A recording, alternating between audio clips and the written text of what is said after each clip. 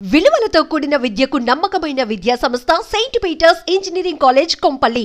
Sir మీకు ఈ appreciation ఈ యూనిక్ ఐడెంటిటీ ఒకప్పుడు లేదు, ఇప్పుడు ఈ జనరేషన్ లో పాండమిక్ తర్వాత ఎక్కువగా చూస్తున్నాం కాబట్టి. సో మీకు ఏమనిపిస్తుంది, మీ దృష్టిలో ఐడెంటిటీ అంటే ఏంటి, ఒక అప్రిషియేషన్ అంటే ఏంటి? ఏమీ లేదు, ఇప్పుడు ప్రతి వాళ్ళు ఇప్పుడు మీరు కలిశారు, మీ పాటలు ఇష్టం అని చెప్తారు.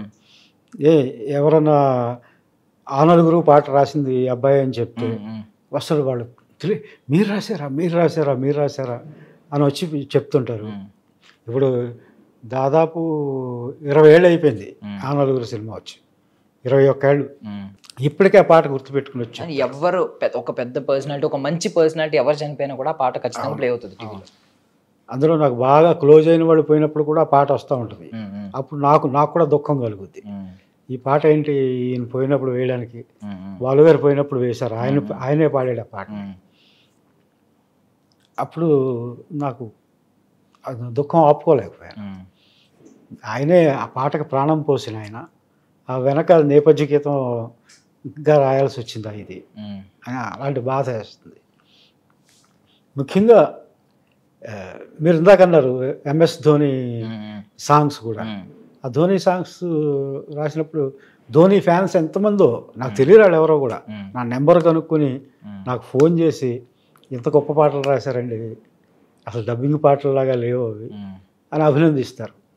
ఒక మాటే కళాకారులకి చప్పట్లు, ఒక మంచి బాగా రాశారండి, ఎప్పుడు మేము పాడుకుంటూ ఉంటాం, అదే వింటూ ఉంటాం అని. అది కదా, డబ్బులు పోతాయి, ఇది మిగులుతుంది. నేను ఆ నలుగురు పాటలో రాసింది కూడా అదే, మరణం అనేది ఖాయమని, మిగిలిన కీర్తి ఖాయమని, మీ బరువు మీ పరువు మోసేదేని. కీర్తి అనే శరీరం మిగిలి ఉంటుంది, భౌతికమైన ఈ కాయం వెళ్ళిపోతుంటుంది. అలాంటి కళాకారులది కీర్తి ఖాయం. కరెక్ట్. సో అంటే ఇంకొకటి గుండె జల్లు మంది ఇందాక మీరు మెన్షన్ చేశారు. నాకు ఆ పాట మీరు 2 పాటలు తెలుసు నాకు మీరు రాసినవని. అంటే గుండె జల్లు మంది టైటిల్ సాంగ్ ఒకటి, ఇంకోటి లైట్స్ ఆఫ్ సాంగ్ ఒకటి ఉంటుంది. ఆ టైప్లో సినిమా చూసినప్పుడు అంటే వాళ్ళు ఫస్ట్ టైం లవ్లో పడిన సాంగ్ ఉంటుంది. అంటే ఏంటంటే వీడు వెళ్ళి వెనక నుంచి హగ్ చేసుకుంటూ ఉంటాడు, పవర్ ఆఫ్ చేస్తూ ఉంటారు. ఆ సాంగ్ కూడా మీరే రాశారని నాకు తర్వాత తెలిసింది. అంటే నేను ఆ సినిమాకి అప్పట్లో అభిమాని, అన్ని పాటలు నేను రాశాను. అన్ని మీరే రాశారు. నాకు 2 సాంగ్స్ నాకు 6 పాటలు. ఓకే, టైటిల్స్ మీద వచ్చే ఒక పాట ఉంటుంది, అది శివశక్తి దత్త గారు రాశారు. సినిమాలో పిక్చరైజ్ చేసిన పాటలు 6 పాటలు నేనే రాశాను. ఓకే, మీరు చెప్పే తెలుసా మనసా తెలుసా ఇది సంథింగ్. ఆ సాంగ్ అప్పట్లో నాకు చాలా చిన్నోడిని కాబట్టి. అంటే ఇంకోటి ఏంటంటే ఉదయకిరణ్ అప్పట్లో ప్రతి ఒక్కరికి కొంచెం తెలియకుండానే ఒక సూపర్ స్టార్. ఇప్పుడు ఎంతమంది సూపర్ స్టార్స్ ఉన్నారు కానీ అప్పుడు హార్డ్లీ కొంతమందే ఆ జనరేషన్లో ఒక యంగ్ హీరో, సూపర్ మంచి ఫామ్లో ఉన్న హీరో. సో సడన్గా ఆయన ఎలా అయినప్పుడు మీరు ఏమనుకున్నారు సార్? బికాజ్ మీరు అన్ని పాటలు రాశారు కాబట్టి. అవును, మేము చాలాసార్లు కలిసి కూర్చున్నాం ఆ సినిమా. నేను, డైరెక్టర్ మదన్, ఉదయకిరణ్ గారు. అది అదొక విషాదం, ఒక తొందరపాటు చర్య. ఎవరితోనో మాట్లాడి ఉంటే ఆ నిర్ణయం మారేదేమో.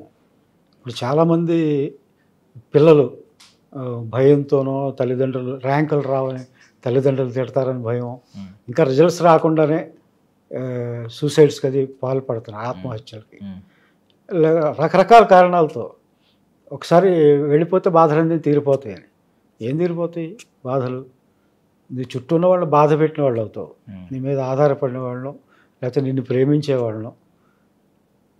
అంతే తప్ప అది పరిష్కారం ఎలా అవుతుంది? ఆ అబ్బాయి తొందరపడ్డాడు, అది చాలా బాధ కలిగించింది. మొన్న ఈ ఈవెంట్లో మీరు అన్నారు అంటే షష్టి పూర్తి అని. మీ ఏజ్ ఎంత సార్ అసలు?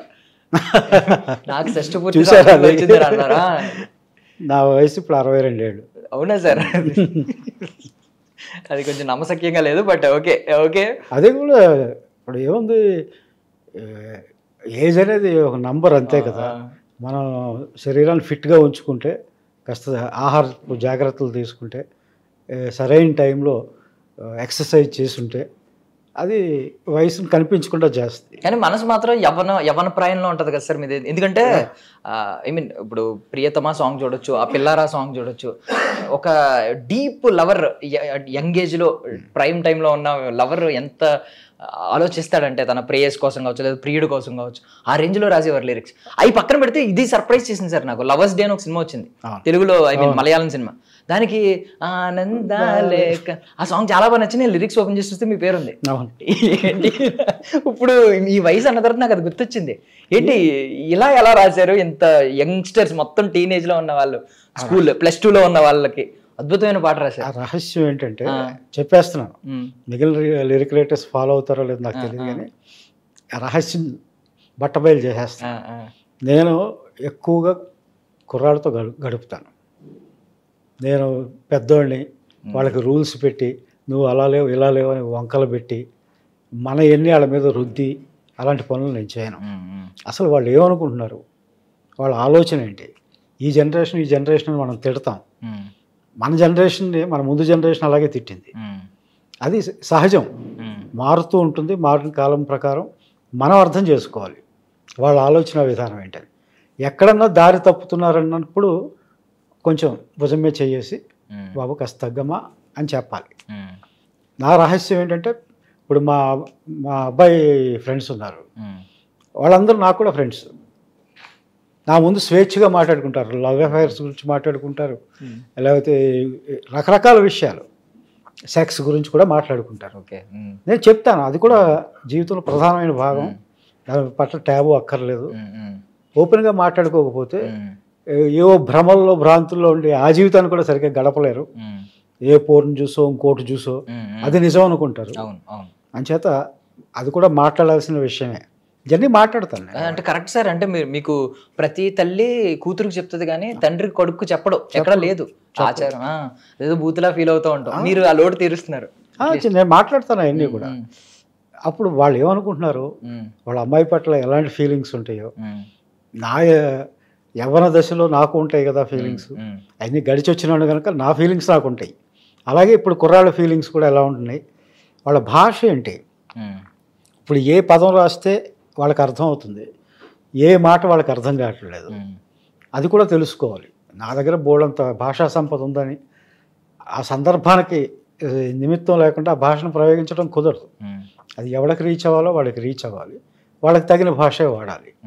ఇప్పుడు సంస్కృత భూయిష్టంగా రాస్తాను, నేను చాలా పాటలు రాశాను, బింబిసారా అలా కఠిన శబ్దాలతో ఉండే పాటలు ఉన్నాయి. అవి ఎందుకంటే అది ఒక మూడ్ని ఎలివేట్ చేసావు కనుక, అర్థం కాకపోయినా సౌండ్తో వెళ్ళిపోతారు కనుక అక్కడ నేను వేయచ్చు, మిగిలిన చోట్ల కుదరదు. అది వాళ్ళతో మాట్లాడితేనే తెలుస్తుంది. శ్రీపాద సుబ్రహ్మణ్య శాస్త్రి గారు ఉన్నారు, ఆయన అనుభవాలు జ్ఞాపకాలు అవి రాశారు, బోల్డ్ గొప్ప కథలు రాశారు. ఆయన అనుభవాలు జ్ఞాపకాలు ఆయన జీవిత కథ. అది నా భాష నేను ఎక్కడ నేర్చుకున్నానంటే తెలుగుంటి ఆడవాళ్ళ మాటలు విని అని చెప్పాడు ఆయన. అందరూ కూర్చొని మాట్లాడుకుంటారు కదా, అవి విని తెలుగు భాష నేర్చుకున్నాను అన్నాడు. నేనేమో ఈ కుర్ర భాషని కుర్రాళ్ళతో మాట్లాడి నేర్చుకుంటున్నాను. అంటే మీరు ఇప్పుడు సాహిత్యం వైపు కంప్లీట్గా వచ్చారు. అంటే సంగీతం సాహిత్యం పక్కనే ఉంటాయి, కొంతమంది సాహిత్యం వైపు ఎక్కువ ఉంటారు. నాకు అసలు సంగీతం తెలియదు, అస్సలు తెలియదు. నాకు తెలిసిందల్లా ఏంటంటే ఛందస్సులు తెలుసు తెలుగులో. మీకు ఉత్పలమాలలో చంపకమాలలో ఇవన్నీ తెలుసు కదా, కంద పద్యాలు, శీస పద్యాలు, తేటగీతులు, ఆటవెల్లు, ఆ ఛందస్సులన్నీ నాకు వచ్చు. నేను స్టూడెంట్ డేస్ నుంచి 8th క్లాస్ నుంచి నేను పద్యాలు రాయడం అవన్నీ ప్రాక్టీస్ చేసేవాడిని. తర్వాత మాత్రా ఛందస్సులు నేర్చుకున్నాను. గురజాడ అప్పారావు గారు రాసిన ముత్యాల సరాల ఛందస్సు నేర్చుకున్నాను. ఆ రగడల గురించి తెలుసు, జానపదమైన నడకలతో ఉండేవి అవి. అవన్నీ వచ్చినందువల్ల నాకు ఏ ట్యూన్ ఇచ్చినా నాకు కష్టంగా అనిపించదు. దాని విరుపులు నడకలు నాకు తెలుస్తాయి. ఆ ట్యూన్ నాకు బ్రెయిన్లో మోగుతూ ఉంటుంది. అది ఓన్ అయిపోయిన తర్వాత నేను మళ్ళీ ట్యూన్ వినక్కర్లేదు. నేను తాళం, ప్రధానంగా తాళం తెలియాలి సంగీతానికి, నాకు తెలియదు. 3, 4, 6, 8 ఇలా అంటే నాకు అర్థం కాదు. అది నువ్వు ట్యూన్ ఇచ్చితే నాకు అర్థమైపోద్ది.